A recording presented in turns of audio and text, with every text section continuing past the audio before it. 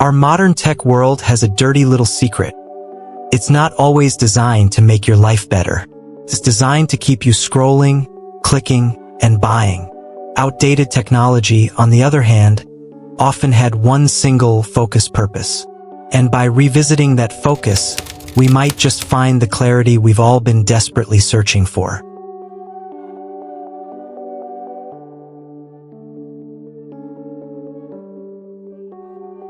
Let's start with a problem we all know way too well: digital brain fog.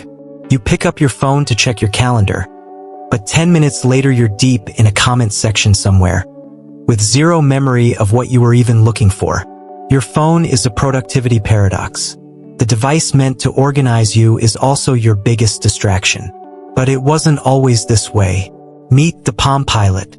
Or, to be specific, this is a Palm 5, released in 1999. The very first Palm devices, the Pilot 1000 and 5000, actually came out in March 1996 and kicked off a revolution. They were designed to be an accessory to your computer, not a replacement for it.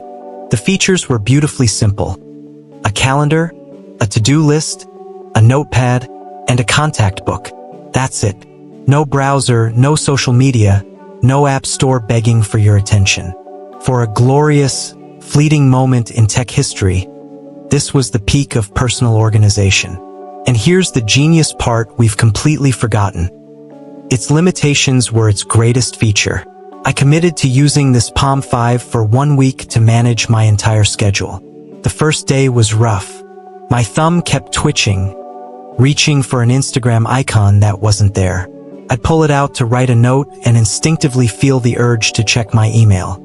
But the PalmPilot just stared back with its simple, monochrome display, patiently waiting for me to do the one thing I took it out for. And then, something amazing happened. By day 3, the twitch was gone. My meetings were perfectly organized. My to-do lists were actually getting checked off. When I sat down to write, I used the little stylus and the graffiti handwriting system. It felt deliberate, intentional. My thoughts became clearer because there was no digital clutter to fight through. The device did one thing, and it did it perfectly. Modern smartphones promise to be a jack of all trades, but in doing so, they become a master of none. The PDA was a master of one organization. And the battery life? We're not talking hours, we're talking weeks. The original models ran on 2 AAA batteries. This Palm 5 has a built-in rechargeable battery that lasts for what feels like an eternity. In a world where we're constantly hunting for an outlet, the freedom of a device that just works for a month is a revelation. The secret genius here is that it proves you don't need more features. You need fewer distractions. It's a dedicated tool for focus.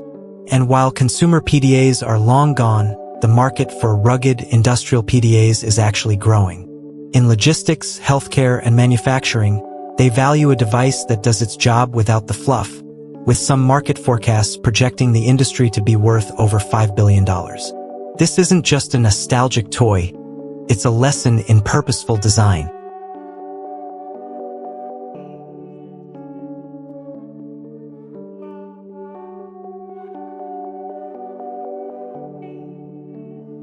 Alright, next problem. The tyranny of the algorithm. Open any music streaming app. You're hit with an infinite ocean of content. AI-generated playlists, recommendations based on a song you half-listened to yesterday, and an endless feed of new releases. It's the paradox of choice, and it's exhausting. We spend more time choosing what to listen to than actually listening. The solution? A device you probably have in a box somewhere. The portable CD player. This is a Sony Discman, a name so iconic it became the go-to term for all portable CD players. When Sony released the first model in 1984, it completely changed the game. For the first time, you could take high-fidelity digital audio with you. It was the future. So for 1 week, I went back. I dug out my old, dusty CD collection, those jewel cases filled with liner notes, lyrics, and album art. I chose an album, popped it in, and pressed play. And then, I just listened. No notifications, no ads, No algorithm nudging me to a different artist. I was committed to that album, from the opening track to the final hidden bonus song. It's a totally different way of experiencing music. You notice the transitions, the narrative of the album, the way the artist actually intended for it to be heard. It forces you to slow down and reconnect with the music. And let's be honest, streaming quality is often compressed for convenience. Many audiophiles will tell you that a well-mastered CD can offer superior sound quality, with a depth and clarity that gets lost in the stream. Of course, the original Discman had its flaws. Early models were notorious for skipping if you so much as looked at them wrong. But by the mid-90s, electronic skip protection (ESP) became standard, using a memory buffer to ensure smooth playback even while you were jogging. And unlike your phone, which bleeds battery life streaming over Wi-Fi, these things run for hours on a couple of AA batteries. The secret genius of the portable CD player is that it's a device for active listening, not passive consumption. It reminds us that an album is a work of art, not just a collection of data points for an algorithm. It brings back a sense of ritual and ownership to music. In an age of infinite, disposable content, the simple act of choosing and playing a physical CD feels deliberate, meaningful, and surprisingly rebellious.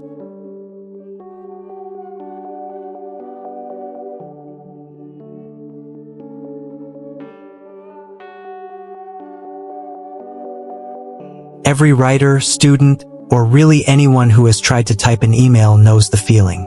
The terror of the blinking cursor on a blank page. You sit down, determined to be productive, but then a notification pops up. You think of a quick search you need to do. You decide to just tweak that last sentence one more time. An hour later, you've written 2 paragraphs and fallen down an internet rabbit hole for 3 hours. The modern computer, a machine built for writing, is actively hostile to the act of writing. But we have the solution.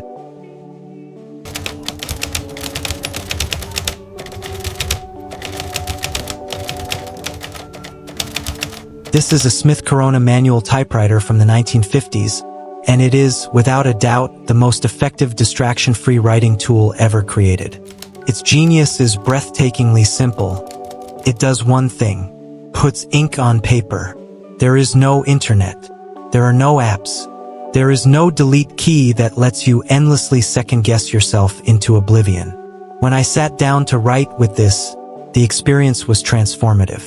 The flow of ideas is completely different when there are no pop-ups or alerts trying to grab your attention. The physical act of pressing the keys, the satisfying clack as the metal arm strikes the ribbon, and the finality of ink on the page. It all forces a different mental state. You have to actually think, to compose the sentence in your head before committing it to paper. This completely silences your internal critic during the first draft. You can't endlessly fiddle with a sentence, because backspacing is a clumsy, messy affair. You are forced to move forward to just get the ideas out. It's about progress, not perfection. And let's talk about security. In an era of cloud storage and data breaches, a typewriter is the most secure word processor on the planet. Your work exists in exactly one place, on the physical page. No hackers, no data mining, just you and the words. People are rediscovering this. The typewriter is making a huge comeback, not just as a decoration, but as a tool. The tactile experience provides a unique opportunity to disconnect and focus. Some might see it as inefficient. You have to retype everything into a computer. But that's missing the point. The typewriter isn't for the final draft. It's for the first draft. It's for that messy, creative, liberating process of getting thoughts out of your head and onto the page. The secret genius of the typewriter is its ability to force a state of deep work. It separates the act of creating from the act of editing, solving the core problem of modern writing. It's not about being focused.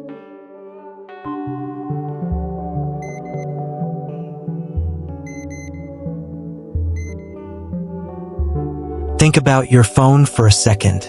You carry it everywhere. And because of that, you are always available.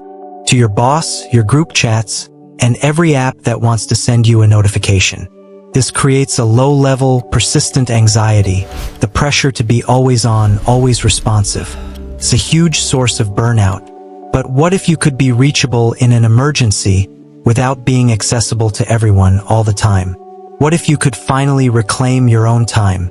Enter the pager or beeper. If you didn't live through the 90s, this little plastic clip-on was the original symbol of importance. If you had a pager, it meant you were needed. And here's the thing.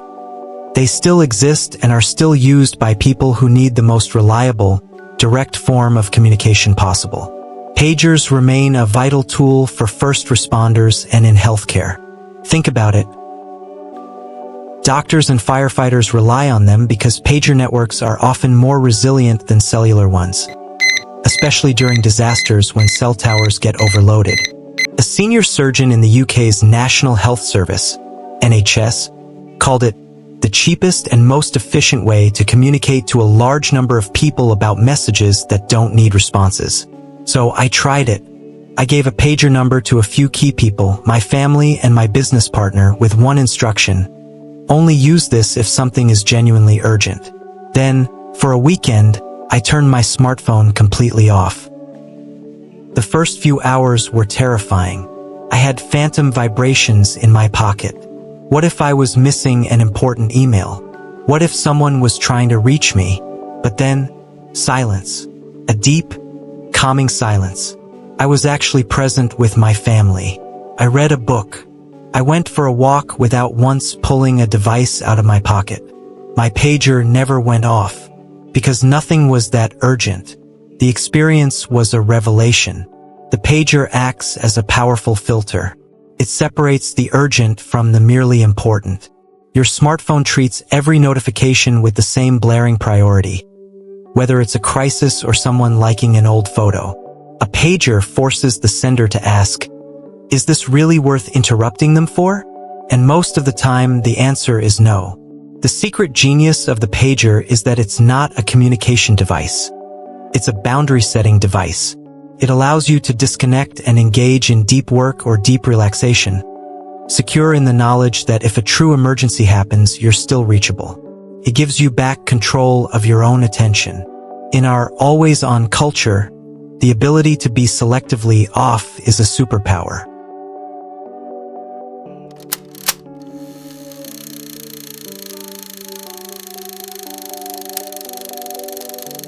Take a look at your phone's camera roll. Go ahead, I'll wait. How many pictures are on it? Hundreds? Thousands? Now, how many of those have you looked at more than once? We've become digital hoarders. We take a dozen photos of our lunch, 50 selfies to get the right one, and record entire concerts through our screens. We document everything but experience nothing. We're so busy capturing the moment that we forget to be in the moment. But there is a beautiful, elegant solution. This is a simple 35mm point-and-shoot film camera from the 90s. The roll of film inside has 24 exposures. That's it. 24 chances to capture a memory. And that one limitation changes everything. I took this camera with me for a week, and it fundamentally changed how I saw things. With a finite number of shots, every press of the shutter becomes a deliberate choice. You don't just snap away mindlessly. You pause. You compose the shot. You think about the light, the subject, the feeling you want to capture. You have to pay more attention to the moment to get that one photo. Suddenly, you're not looking at your screen, you're looking at the world. Then comes the second part of its genius: delayed gratification. There's no instant preview. You take the shot and you move on. The moment is lived, not reviewed. The anticipation of getting your film developed, of finally seeing the images you captured days or weeks ago, is a kind of magic we've lost. It turns memories into a treasured event, not just another file in a folder. And the photos themselves have a different quality. The grain, the way the colors render, the imperfections, they have a character and warmth that digital filters are still trying to perfectly replicate. There's a reason so many social media filters try to mimic the film look. This is the real deal. The secret genius of the film camera is that its limitations force you to be a better, more mindful photographer. Teaches you to see the world differently and to value each moment. It's a tool that helps you create a handful of meaningful memories instead of a digital graveyard of 1,000 forgotten ones. It's not about taking pictures. It's about making photographs. So there you have it. 5 obsolete gadgets that are secretly genius. The PDA, a masterclass in focus. The portable CD player, a return to intentional listening. The typewriter, the ultimate weapon against distraction. The pager, a powerful gatekeeper for your attention. And the film camera, a tool for truly living in the moment. The crazy thing is, they all share one secret ingredient: intention. Each one, through its limitations, solves a problem that our hyper-connected, feature-bloated modern gadgets created. There's actually a name for this fondness for old tech nostalgia. It's a sign that we're longing for something that's missing from our current digital lives. These old gadgets remind us that sometimes, less really is more. Simplicity creates focus, and limitations can be liberating. For me, the biggest surprise was the PDA. Reclaiming my focus without feeling totally disconnected was a genuine superpower. But what about you? What's an obsolete gadget that you still think is secretly genius? Is there a piece of old tech that solved a modern problem for you? Let us know in the comments below. We'd love to hear your stories.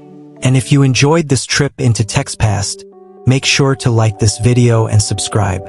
We have a lot more to explore. Next time, we're looking at the most ambitious tech that failed spectacularly. You won't want to miss it. Thanks for watching.